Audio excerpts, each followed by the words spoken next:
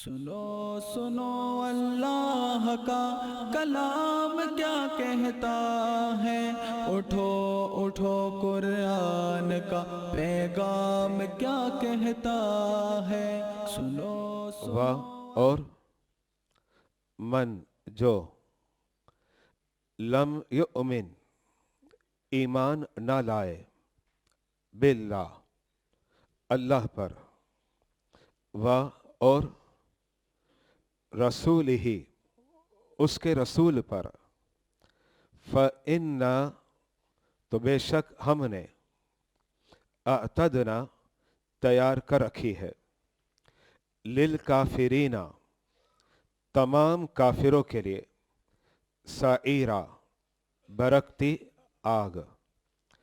یہ لفظی ترجمہ آپ اسکرین پر ملاحظہ کر رہے تھے، اب تفسیری ترجمہ آپ کے سامنے پیش کر رہا ہوں۔ اور جو اللہ اور اس کے رسول پر ایمان نہ لائے تو بے شک ہم نے تمام کافروں کے لیے برکتی آگ تیار کر رکھی ہے۔ برادران اسلام، سورہ فتح کی اس آیت کریمہ میں دو باتیں آپ کے سامنے میں کلیئر کر رہا ہوں۔ ایک بات تو یہ ہے کہ کافر کے لیے اللہ تعالیٰ نے جہنم کی آگ کو تیار رکھا ہے، اللہ ہماری حفاظت فرمائے۔ دوسری، اس آیت کریمہ میں جو اہم بات ہے جو میں آپ کے سامنے پیش کرنا چاہ رہا ہوں، قرآنی کلمات مقدسہ پر آپ غور کریں۔ خالق کائنات نے فرمایا وَمَن لَمْ يُؤْمِن بِاللَّهِ، جو اللہ پر ایمان نہ لائے، ایک یہ فرمایا۔ دوسرا فرمایا وَرَسُولِهِ، اور جو رسول پر ایمان نہ لائے۔ اس کا مطلب ہے کہ آگے جو وعید ہے فَإِنَّا أَعْتَدْنَا لِلْكَافِرِينَ سَعِيرًا، یہ اللہ نے وعید کا تذکرہ فرمایا۔ یہ وعید جو اللہ کی توحید اور وجود کا انکار کرتا ہے اس کے لیے بھی ہے، اور یہی وعید رسول اللہ صلی اللہ علیہ وسلم کی نبوت اور رسالت کا انکار کرتا ہے اس کے لیے بھی ہے۔ یہاں یہ بات واضح ہو گئی، جو اللہ کی توحید کا اقرار کرے اور اللہ کے وجود کا بھی اقرار کرتا ہے لیکن رسول پر ایمان نہیں لاتا، قرآن اس آیت سے کافرین، اس کا شمار کافروں سے ہے۔ اب یہ مسئلہ کلیئر ہو گیا۔ بعض لوگ سوال کرتے ہیں یہ جو یہودی ہیں موسیٰ علیہ السلام کو تو مانتے ہیں، ہمارے نبی کو نہیں مانتے۔ اسی طریقے سے اگر یہ عیسائی ہے، حضرت عیسیٰ علیہ السلام کو تو مانتے ہیں لیکن ہمارے نبی کو نہیں مانتے، تو انہیں کافر کہا جائے گا یا نہیں کہا جائے گا؟ یہ سوال ہے۔ تو یاد رکھے گا، اب چونکہ اب سکہ چلے گا آمنہ کے لال کا، جس کا مطلب یہ ہوا کہ اب اگر کوئی ہمارے نبی کو نہیں مانتا تو قرآن اس پیغام کے مطابق للکافرین، وہ کافر ہے، اور جب وہ کافر ہے تو برکتی آگ کے وہ مستحق ہے۔ یہ سورہ فتح کی آیت نمبر 13 سے واضح اور کلیئر ہو گیا۔ اب مزید ہم آگے بڑھتے ہیں۔ اب آئیں سورہ فتح کی آیت نمبر 14 کی سب سے پہلے تلاوت۔ وَلِلَّهِ مُلْكُ السَّمَاوَاتِ وَالْأَرْضِ يَغْفِرُ لِمَن يَشَاءُ وَيُعَذِّبُ مَن يَشَاءُ وَكَانَ اللَّهُ غَفُورًا رَحِيمًا۔ لفظی ترجمہ اسکرین پر ملاحظہ کریں۔ اور للہ، اللہ ہی کے لیے ہے، ملک بادشاہی، بادشاہت، السماوات آسمانوں، اور ارض زمین، یغفر بخشے، لمن جسے، یشاء چاہے، اور یعذب عذاب کرے، من جسے، یشاء चाहे, व और काना है, अल्लाह अल्लाह गफूरन बख्शने वाला, रहीमन मेहरबान।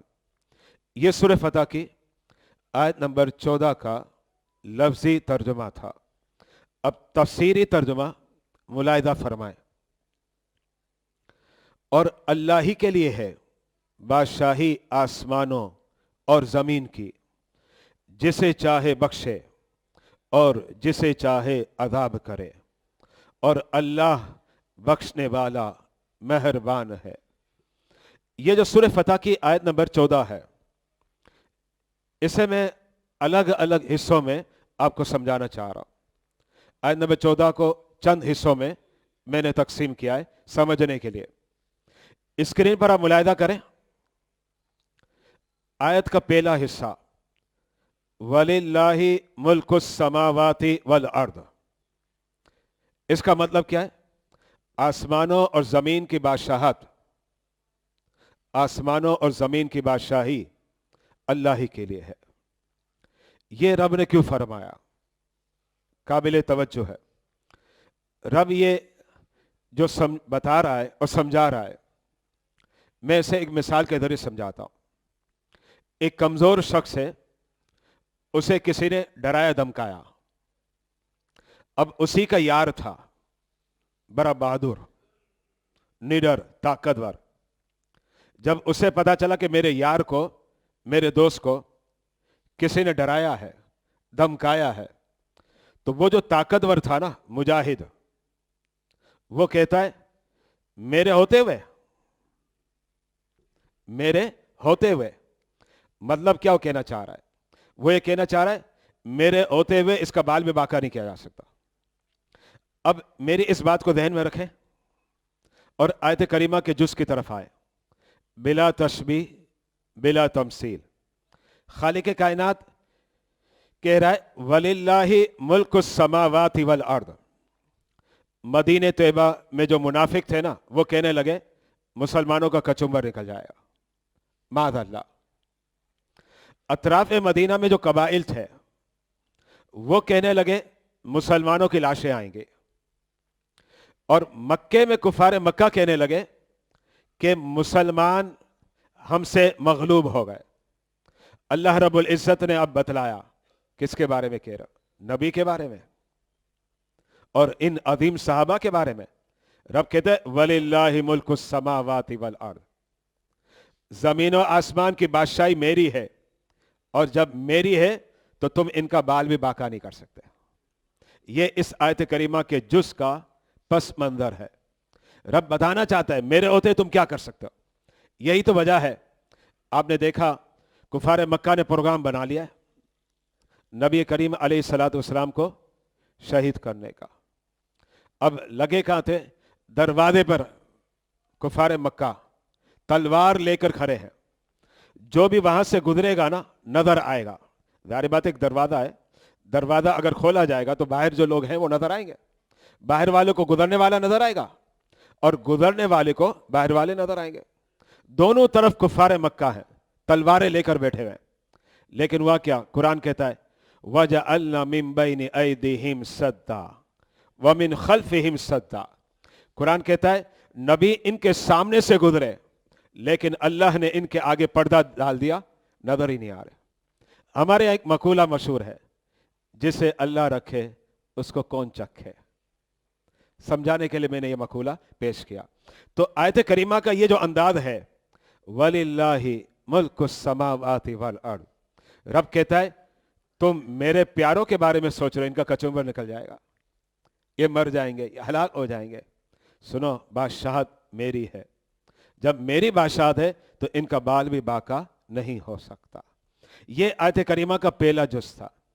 अब आयत करीमा का दूसरा जुज़, स्क्रीन पर कलिमात मुकद्दसा पर तवज्जो रखें। यगफिरु लिमन यशाउ व युअज़्ज़िबु मन यशा।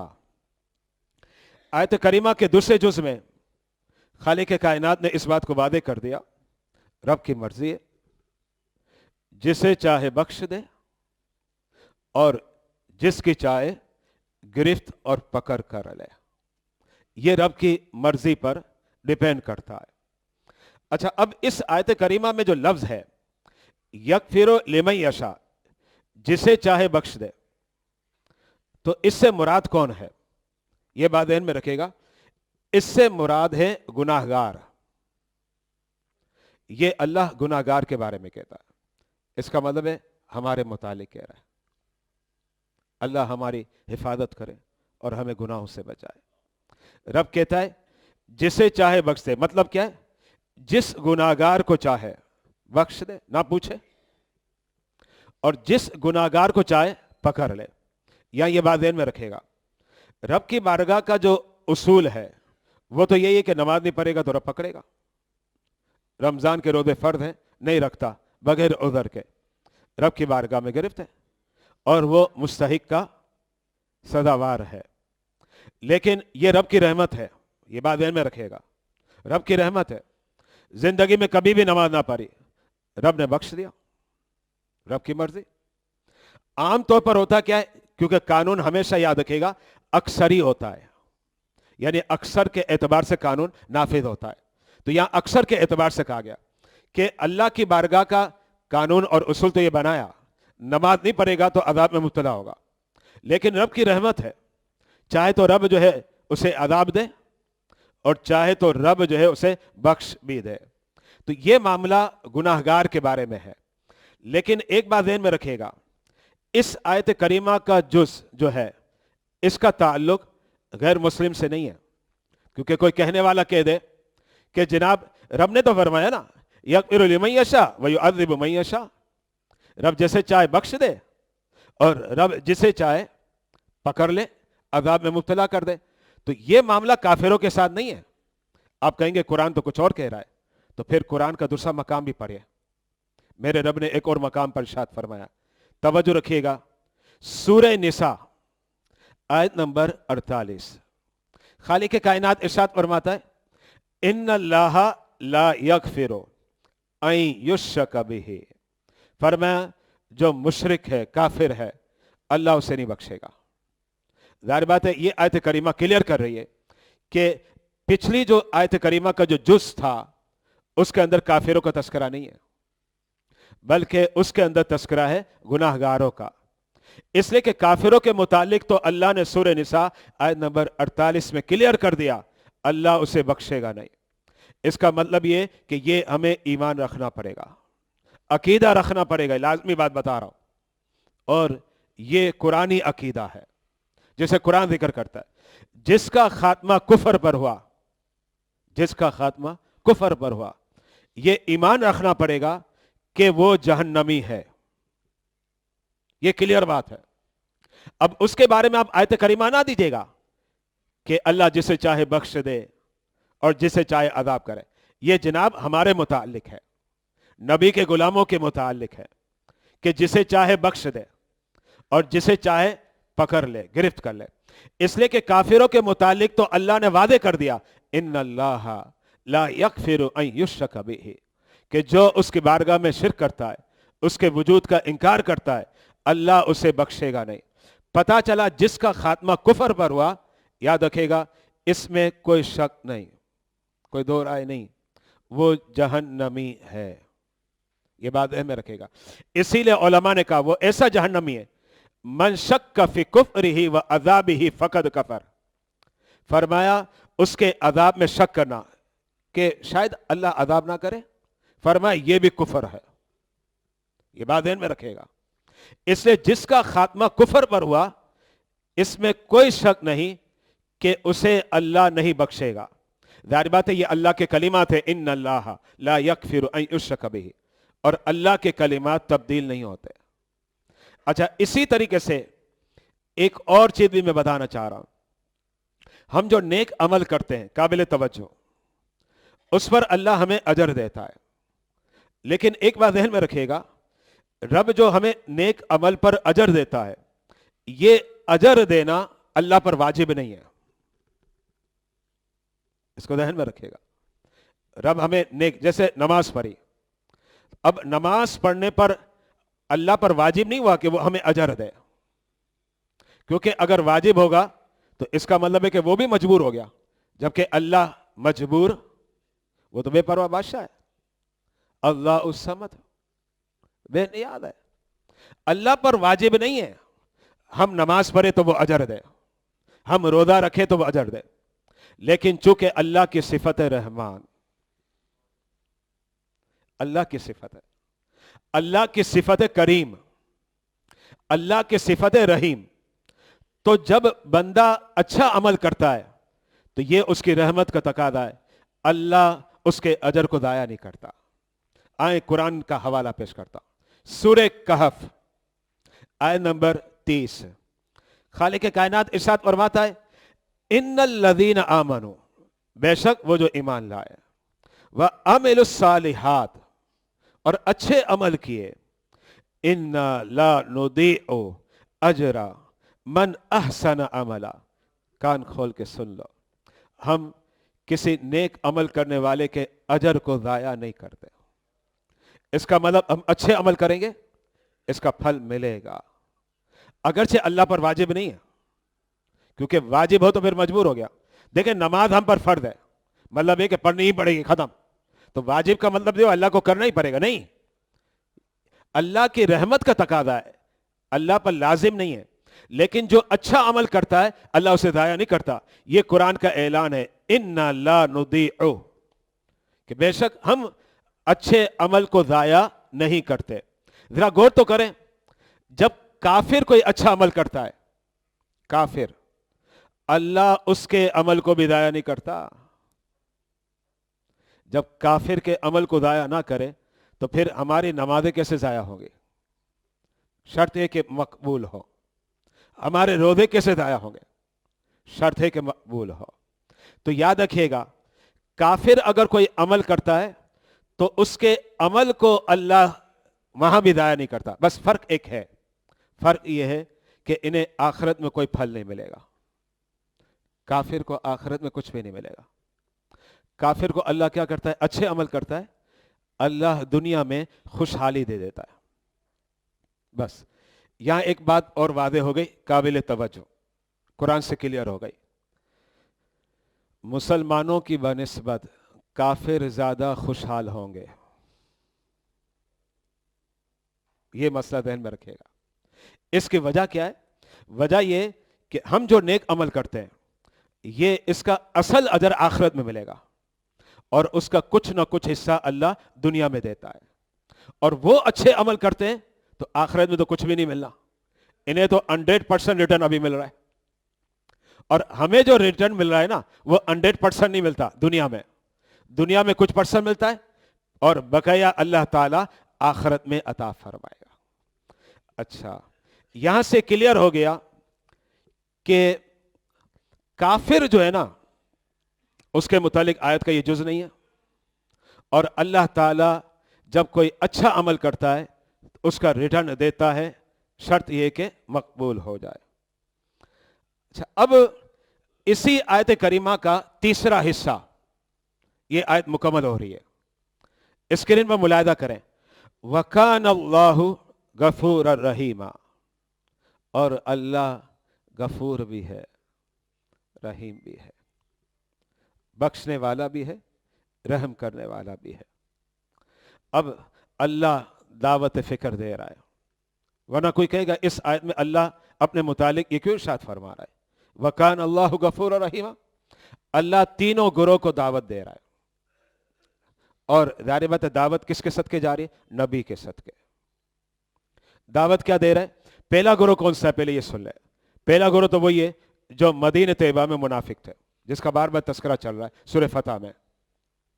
دوسرا گروہ جو اطراف مدینہ میں قبائل آباد تھے، اور تیسرا کفار مکہ۔ یہ تین گروہ ہیں، تینوں گروہ کو اللہ دعوت دے رہا ہے۔ اللہ کہتا ہے ٹھیک ہے تم نے پاپ تو بہت بڑا کیا ہے، گناہ تو بہت بڑا ہے، لیکن اگر میری بارگاہ میں توبہ کر لو، جب توبہ کر لو گے نتیجہ کیا نکلے گا؟ وَكَانَ اللَّهُ غَفُورًا رَحِيمًا، اب اللہ تمہارے گناہوں کو بھی معاف کر دے گا، مطلب منافقین کے نفاق کو بھی معاف کر دے گا، کافر کے کفر کو بھی، مشرک کے شرک کو بھی۔ یہ آیت پوری ہو گئی. اب اگلی آیت کی طرف آتے ہیں ہم. سورہ فتح آیت نمبر 15. خالق کائنات ارشاد فرماتا ہے سَيَقُولُ الْمُخَلَّفُونَ إِذَا انطَلَقْتُمْ إِلَى مَغَانِمَ لِتَأْخُذُوهَا ذَرُونَا نَتَّبِعْكُمْ يُرِيدُونَ أَن يُبَدِّلُوا كَلَامَ اللَّهِ قُل لَّن تَتَّبِعُونَا كَذَلِكُمْ قَالَ اللَّهُ مِن قَبْلُ فَسَيَقُولُونَ بَلْ تَحْسُدُونَنَا بل كانوا لا يفقهون الا قليلا. آیت کا لفظی ترجمہ سماعت کریں, اسکرین پر ملاحظہ کریں. سیقول, اب کہیں گے, المخلفون, پیچھے رہنے والے, اذا, جب, انطلقتم, تم چلو گے, الی, طرف, مغانم, غنیمتوں, لتأخذوها, تاکہ تم حاصل کرو انہیں, ذرونا, چھوڑ دو ہمیں, نتبعکم, تاکہ ہم تمہارے پیچھے آئے, یریدونا, وہ چاہتے ہیں, ان کے, یبدلو, بدل دے, کلام, کلام, اللہ, اللہ کا. قل, آپ فرما دے, لن تتبعونا, تم ہرگز ہمارے پیچھے نہ آؤ, کذالکم, اسی طرح, قالا, فرما دیا, اللہ, اللہ نے, من, سے, قبل, پہلے, فسیقولون, تو اب وہ کہیں گے, بل, بلکہ, تحسدوننا, تم ہم سے جلتے ہو, حسد کرتے ہو, بل, بلکہ, کانو, وہ تھے, لا یفقہون, نہ سمجھتے, الا, مگر, قلیلاً, تھوڑی بات. تفسیری ترجمہ, جب تم غنیمتوں کو حاصل کرنے کے لیے چلو گے تو اب پیچھے رہنے والے کہیں گے ہمیں چھوڑو تاکہ ہم بھی تمہارے پیچھے آئیں. وہ چاہتے ہیں کہ اللہ کے کلام کو بدل دے. اے حبیب, آپ انہیں فرما دیں تم ہرگز ہمارے پیچھے نہ آؤ, اسی طرح پہلے سے اللہ نے فرما دیا ہے. تو اب وہ کہیں گے بلکہ تم ہم سے جلتے ہو, بلکہ وہ صحیح بات کو کم ہی سمجھتے ہیں. یہ سورہ فتح کی جو آیت نمبر 15 ہے, اسے بھی میں نے کہیں اجزاء میں تقسیم کیا ہے سمجھنے کے لیے. اس کا پہلا جز آیت کریمہ کا, سَيَقُولُ الْمُخَلَّفُونَ اِذَا انطَلَقْتُمْ إِلَى مَغَانِمَ لِتَأْخُذُوهَا ذَرُونَا نَتَّبِعْكُمْ, اس کا میں پس منظر آپ کے سامنے پیش کرنا چاہ رہا ہوں. 6 ہجری کو صلح حدیبیہ ہوا, اور میں پچھلے دروس میں آپ کے سامنے وعدے کر چکا ہوں کہ یہ جو صلح حدیبیہ تھی یہ پیش خیمہ تھی فتح خیبر کی اور فتح مکہ کی. 7 ہجری میں اللہ کے حبیب نے اعلان فرما دیا چلیں یہودیوں سے لڑنے کے لیے, یعنی اب خیبر فتح ہوگا. اب یہ 7 ہجری میں جب خیبر فتح ہونا تھا, نبی کریم علیہ السلام نے اعلان فرمایا, لیکن قید لگا دی. توجہ رکھیے گا, قید یہ لگائی فتح خیبر میں وہی آئے گا جو صلح حدیبیہ اور بیعت رضوان میں شریک ہوا. اس میں کتنے افراد تھے؟ 1400. اس کا مطلب فتح خیبر میں صرف 1400 افراد آئیں گے, ان کے علاوہ اب نہیں آ سکتے. یا نتیجہ نکلا جو مدینہ طیبہ میں منافق تھے ان پر پابندی لگ گئی, وہ نہیں آ سکتے کیونکہ وہ صلح حدیبیہ بیعت رضوان میں شریک نہیں ہوئے تھے. مدینہ طیبہ کے اطراف میں جو قبائل آباد تھے ان میں جو منافق ضعیف الاعتقاد تھے ان پر بھی پابندی لگ گئی کہ جناب وہ بھی فتح خیبر میں شریک نہیں ہو سکتے. لیکن وہ جو منافق تھے نا, ان کے دل میں یہ خیال تھا کہ ہم نے جانا ہے. اس کی 2 وجہ تھی. ایک وجہ تو یہ تھی منافق یہ سمجھ رہے تھے خیبر کو فتح کرنا آسان ہے, فوراً ہم فتح کر لیں گے.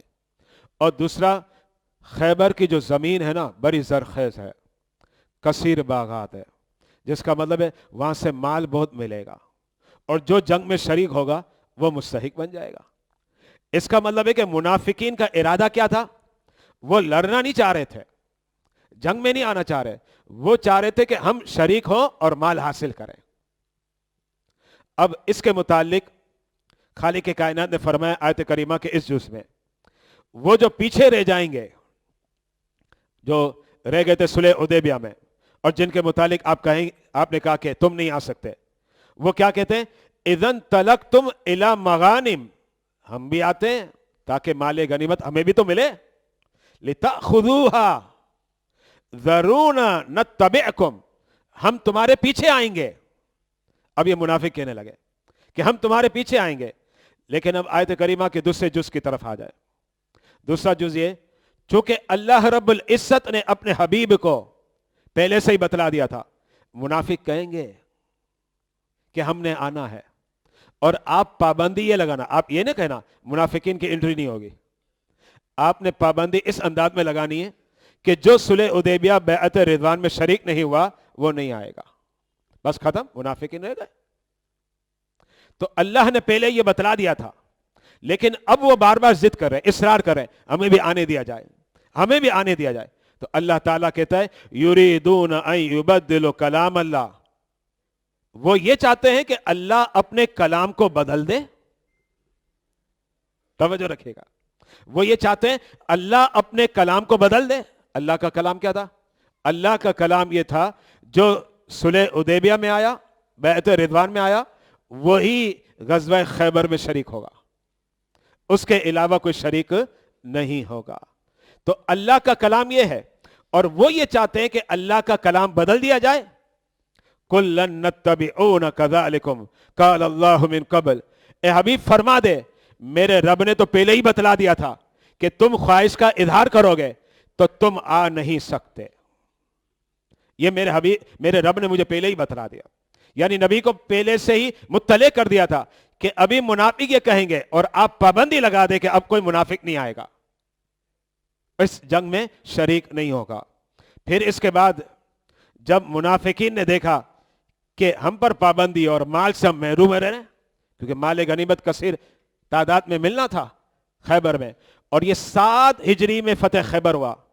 فتح خیبر کے بعد مسلمانوں کے بیچ خوشحالی آ گئی، کیونکہ وہ ایسے باغات تھے جو کھجوروں سے بھرے ہوئے تھے اور پھل فروٹ سے بھرے ہوئے باغات۔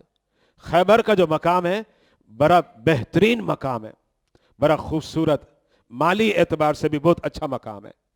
اب یہ منافق کہنے لگے، فَسَيَقُولُونَ، منافق کہنے لگے، توجہ رکھے گا، اور کن کو کہتے ہیں؟ صحابہ کرام کو، بل تحسدوننا، تم باتیں کرو، اللہ نے منع کر دیا۔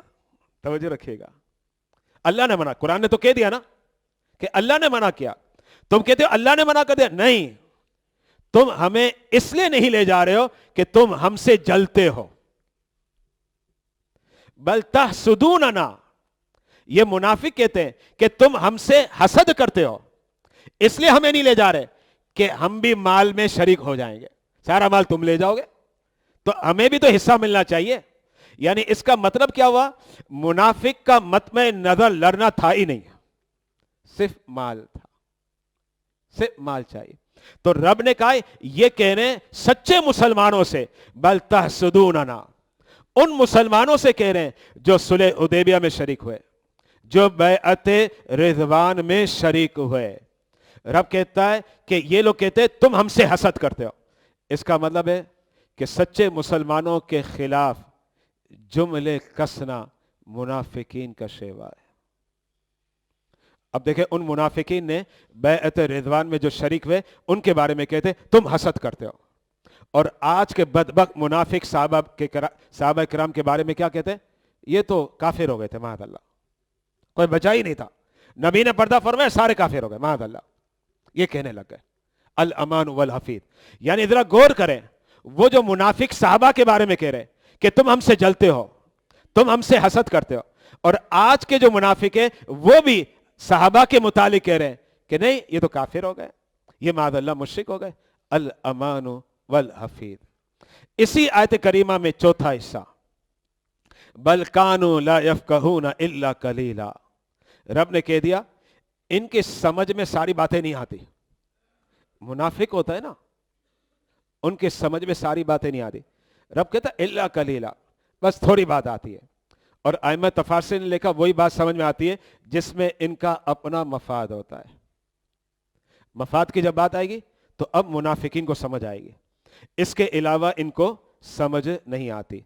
अल्हम्दुलिल्लाह, आज सूरह फतह की 13, 14 और 15 आयत की तफसीर आप लोगों ने सुन ली। इंशाल्लाह अगली इतवार को हम मज़ीद आगे बढ़ेंगे। सुनो सुनो अल्लाह का कलाम क्या कहता है, उठो उठो कुरान का पैगाम क्या कहता है। सुनो सुनो